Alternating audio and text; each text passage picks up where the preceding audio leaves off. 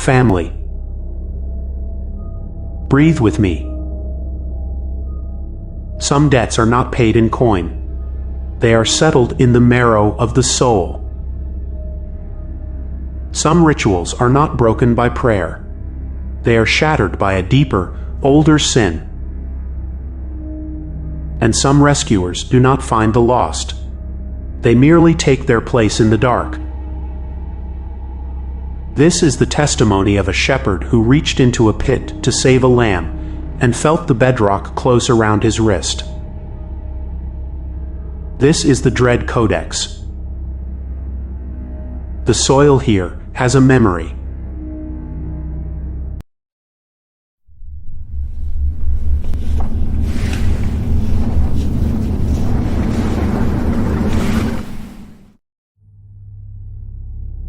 My name is Reverend Eli Calder. I served the flock of Stonehaven, Tasmania, for 19 years. I believed in a God of order, a God of clear answers, of light that cuts through shadow like a knife. I was a fool. The God of that place was not mine. He was older, hungrier, and his sermon was written in bone and silence. It began with the Macready boy, Lachlan. He and his friends went into the Sunken Gospel, a primal cleft in the shadow of Mount Misery, where convict maps simply wrote God's absence. They went to find the preacher's stone, a blasphemous dare. Only 3 came back. They found me at twilight, mud on my study floor. It smelled of rot and something sweetly metallic, like old blood. The younger brother, Noah, was gone. He walked into the green, Reverend, not like he was taken, like he was called. We heard a hymn, a children's hymn, but the words were wrong. Jesus loves me, this I know, for the soil tells me so. My arrogance was a beacon. I saw a battle of light versus dark. I did not see the trapdoor beneath my feet. In secret pride I had collected victories over spirits of despair, of addiction. I had bound them, a private army. In the empty church, I called on them. Find the boy, I commanded the silence. The air turned to ice, and a voice, like gravel shifting in a deep well, vibrated in the center of my skull. The stone is not a marker. It is an altar. The weeping one has him.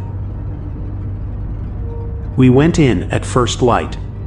The path didn't climb. It descended. The world closed in.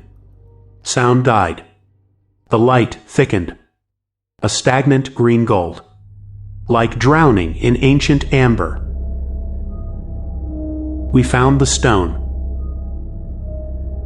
It was a perfect disk of granite, a plug in the earth, and it was weeping, a slow, viscous seep of rust-red fluid dripping into a mossy basin. Carved around the rim, a single sentence over and over. He offered blood to quiet the ground. The ground grew thirsty. And there in the moss, Noah's phone. I reached for it. The forest exhaled.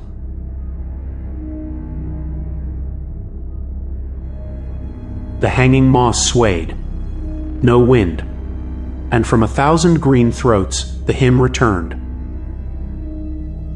Little ones to him belong. They are weak, but the earth is strong. We ran.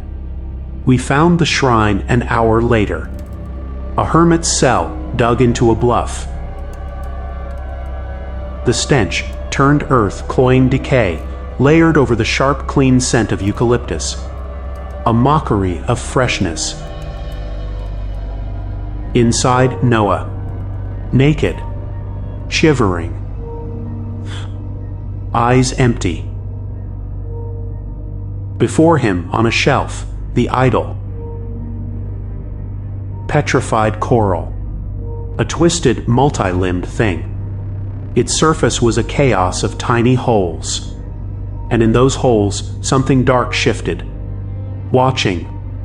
Its face was a larger hole, a silent scream, and deep within, two opals, black fire at their hearts.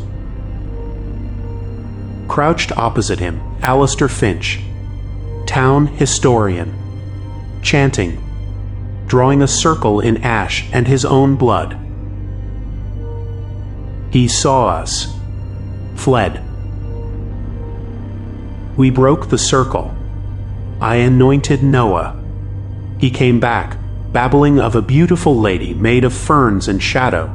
We led him out. I felt victorious.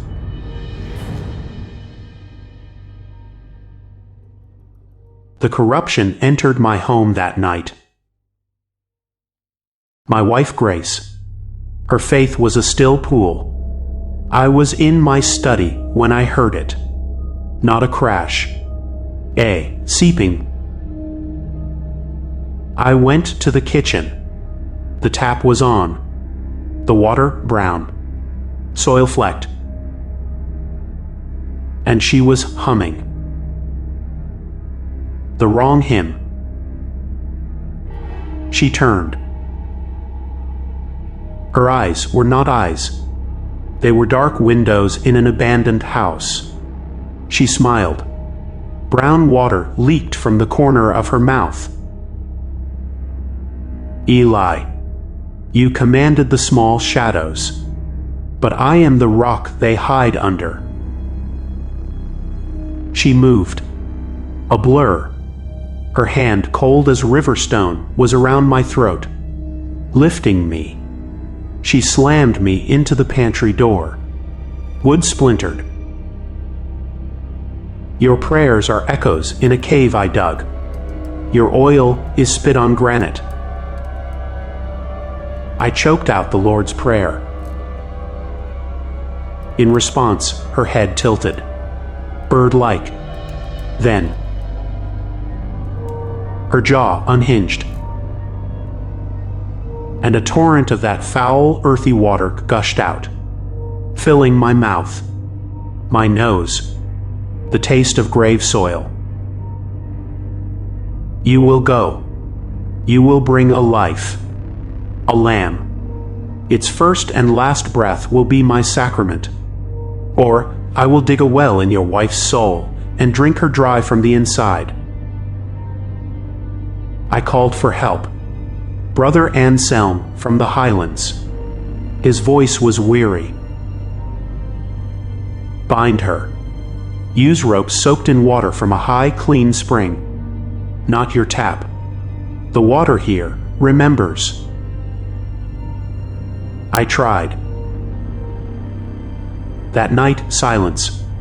Then a new sound. From the bedroom.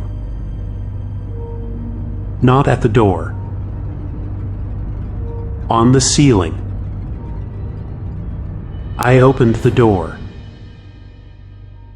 Grace hung upside down from the roof beams, bound. Her back arched. Her hair brushed the floor. Her spine, a series of terrible knots under her skin. She peeled her head up to look at me, neck bones popping, her mouth sewn shut with thin black roots. Her eyes screamed.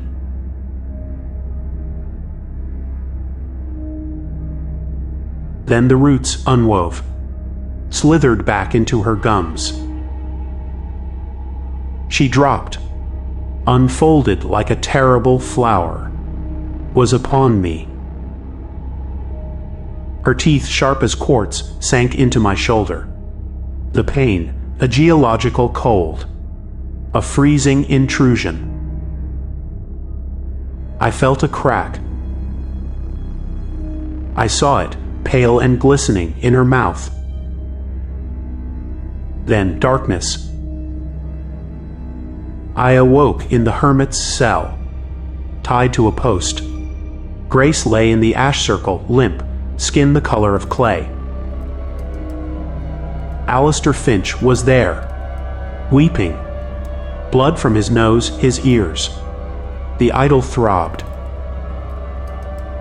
You broke the offering. The weeping one was promised a vessel, a young thing to wear. Now it requires recompense, a keeper's blood. He held a jagged flint, advanced on Grace. My blood began the call. Hers will complete it. She will be the new mother of this place. I prayed, my words soundless, stolen by the dark. The door dissolved. Brother Anselm stood there, a beeswax candle in his hand, its flame utterly still. 4 hooded brothers behind him, their silence absolute. They moved past Finch like an inexorable tide. One anointed Grace. She slept. 2 cut me free. Restrain him. For the police. Anselm looked at me. His eyes held a terrifying pity. The law governs men, Eli, not landscapes, not the gods that sleep in them. He spilled his blood on the stone. The covenant is active. The weeping one is not coming. He turned to Finch, who finally understood. The bait in the trap. It is here. It has been listening, and it must be fed. The debt is in the blood. Any blood.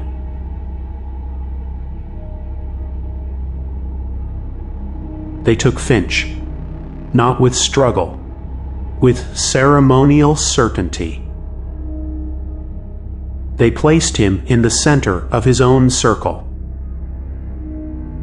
They carried Grace and me away. We did not run. We walked. A funeral procession from the heart. But we heard it.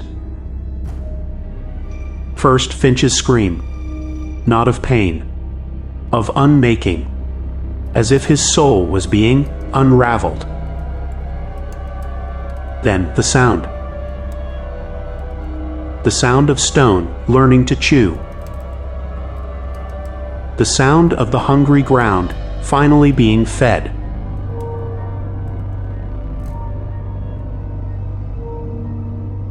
This is the story of the Sunken Gospel. It is not a story of possession.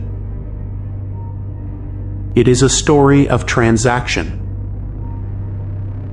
The most profound evil does not rage against the divine. Sometimes it simply waits beneath it. An older tenant in the basement of creation. It uses our faith as a key, our compassion as the turning of the lock. So listen closely, family. If you feel called to walk where the light falls in sickly green gold shafts, if you hear a hymn from the earth where the words taste of metal and mold, if you are ever offered a salvation that requires you to lead another to the altar, stay on the path. Some grounds are not hallowed by God. They are consecrated by what was here before he was invoked.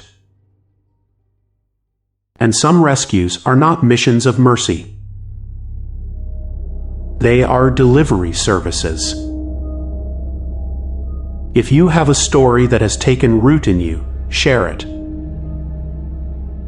Your truth becomes our tale. Your engagement keeps these stories alive. Until next time, may your path be lit. May your faith be your own. Good night.